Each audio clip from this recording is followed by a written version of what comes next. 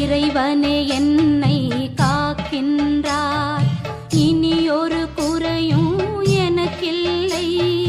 நிறைவழி நோக்கி நடத்திடுவார், நிம்மதியோடு நான் வாழ்வேன், நிம்மதியோடு நான் வாழ்வேன். இறைவனே என்னை காக்கின்றார், இனியொரு குறையும் எனக்கில்லை.